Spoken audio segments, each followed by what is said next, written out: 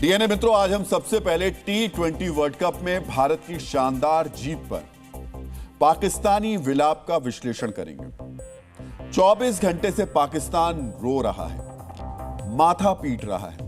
वहां के लोग खिलाड़ियों से ज्यादा शहबाज शरीफ और आसिम मुनीर को हार का जिम्मेदार मान रहे हैं। ऐसा क्यों, यह आज हम आपको बताएंगे। आज आपको यह भी देखना चाहिए कैसे ट्रॉफी चोर मोहसिन नकवी पाकिस्तान की हार से पहले ही मैदान छोड़कर भाग गया। आज आप ये भी देखेंगे बलूचिस्तान और अफगानिस्तान के लोग पाकिस्तान की शर्मनाक हार पर कैसे झूम रहे हैं। मित्रों, ये वो तस्वीरें हैं जो पाकिस्तानियों को सबसे ज्यादा चुभने वाली हैं। पूरा पाकिस्तान एक सुर में कह रहा है पाकिस्तान को भारत के खिलाफ मैच खेलना ही नहीं चाहिए था। पाकिस्तानियों का कहना है हारने से अच्छा भागना है। अगर पाकिस्तान के प्रधानमंत्री शहबाज शरीफ भारत के साथ मैच ना खेलने का फैसला नहीं बदलते तो उनका मुल्क भारत के हाथों शर्मनाक हार से बच जाता। यानी शहबाज शरीफ ने आसिम मुनीर के कहने पर पाकिस्तान को हार की जिल्लत से बचाने के लिए पहले जो बाइकआउट वाली योजना बनाई थी वो बिल्कुल सही थी। बांग्लादेश के समर्थन के नाम पर भारत के खिलाफ मैच नहीं खेलने से पाकिस्तान को दो फायदे होते। पहला, भारत से करारी हार के बाद पाकिस्तान की फिर से बेइज्जती नहीं होती। दूसरा फायदा, बांग्लादेश से एकजुटता दिखाकर आवाम को बता पाते पाकिस्तान ने कितना बड़ा त्याग किया है। लेकिन शहबाज शरीफ और मुनीर ने डॉलर के लालच में अपना विचार बदल दिया। जब यह विवाद बढ़ा तो आईसीसी ने पाकिस्तान क्रिकेट बोर्ड को समझाया भारत के साथ मैच खेलने से इनकार करने से उन्हें क्या क्या नुकसान होगा। आज आपको भी इसके बारे में जानना चाहिए। अगर पाकिस्तान भारत से मैच नहीं खेलता तो उसे सीधे 15 मिलियन के राजस्व का नुकसान होता। टूर्नामेंट के बाद आईसीसी से मिलने वाला उसका हिस्सा रोक लिया जाता। टीवी कंपनियां और स्पॉन्सर खासतौर पर भारत पाक मैच के लिए पैसे देते हैं। अगर मैच नहीं होता तो वो जुर्माना मांगते, जिसकी भरपाई पाकिस्तान को करनी पड़ती। यह संभावित क्लेम 20 से 50 मिलियन तक हो सकता था। इस विवाद से पाकिस्तान का हिस्सा अगले टूर्नामेंट में कम हो सकता था, यानी आने वाले साल में कमाई पर दबाव पड़ सकता था। जहां पर बात डॉलर की आती है वहां पाकिस्तान के हुक्मरान अपने देश के सम्मान और अपनी जुबान से निकली बात को भूल जाते हैं। इसीलिए भारत से नहीं खेलने का बयान देने वाले शहबाज ने ऐलान किया कि 15 फरवरी को मैच होगा। और अब पाकिस्तानी कह रहे हैं शर्मनाक हार से बेहतर तो बाइकआउट ही होता। वैसे शहबाज शरीफ हो या फिर आसिम मुनीर, डॉलर के बदले पाकिस्तानी हथियारों, सैनिकों और उसूलों का सौदा करने से भी वो पीछे नहीं हटते। आज आपको डॉलर के लिए मुनीर के गुप्त सौदों के बारे में भी जानना चाहिए। ईरान की खुफिया agency ministry of intelligence of Iran यानी MOIS ने बड़ा दावा किया है, जिसके मुताबिक पाकिस्तान ने अपने परमाणु हथियार 10 अरब अमेरिकी डॉलर में सऊदी अरेबिया को बेच दिए। हथियारों को सऊदी अरब में तैनात करने की तैयारियां भी पूरी हो चुकी हैं। ईरानी एजेंसी का दावा है यह फैसला आसिम मुनीर और सऊदी क्राउन प्रिंस मोहम्मद बिन सलमान की मुलाकात के बाद हुआ। सिर्फ इतना ही नहीं, आपको याद होगा गाजा में डॉलर के बदले आसिम मुनीर सैनिकों की तैनाती का समझौता भी कर चुका है। गाजा में एक सैनिक की तैनाती के बदले $1000 महीने का भुगतान भी मिलेगा। इसी वजह से पाकिस्तान इजराइल के साथ मिलकर काम करने के लिए तैयार है।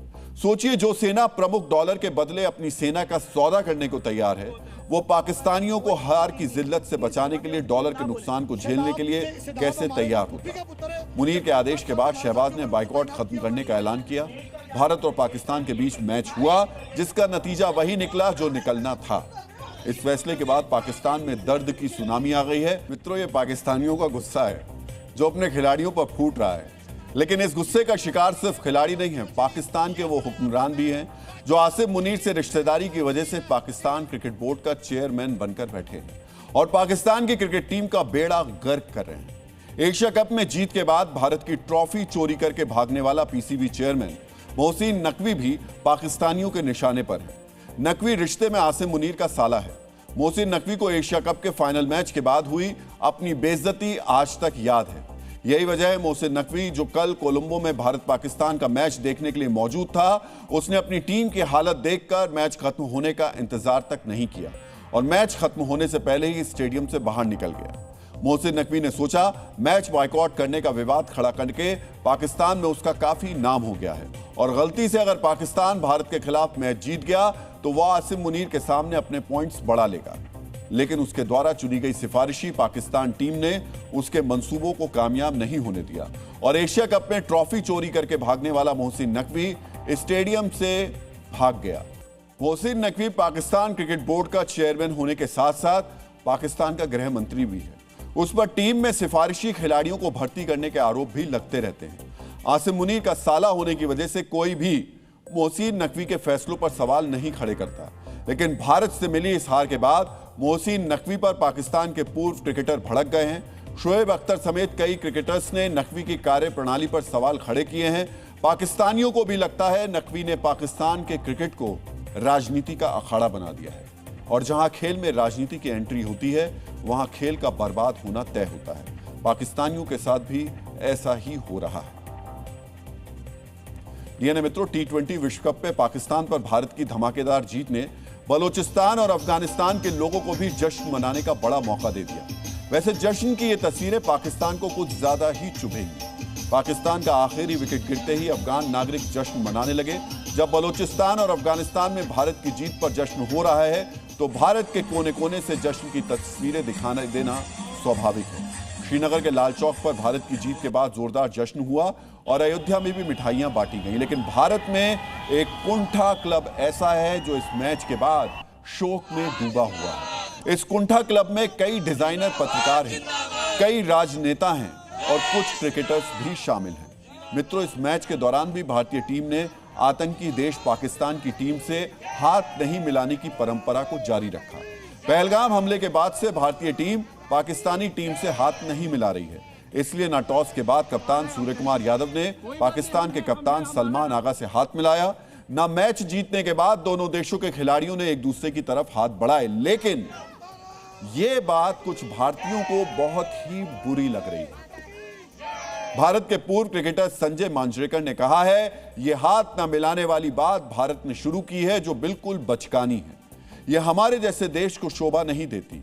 या तो खेल की भावना के अनुसार ठीक से खेलिए, वरना बिल्कुल मत खेलिए। और कुछ ऐसी ही बात आरजेडी नेता मनोज झा ने भी कही।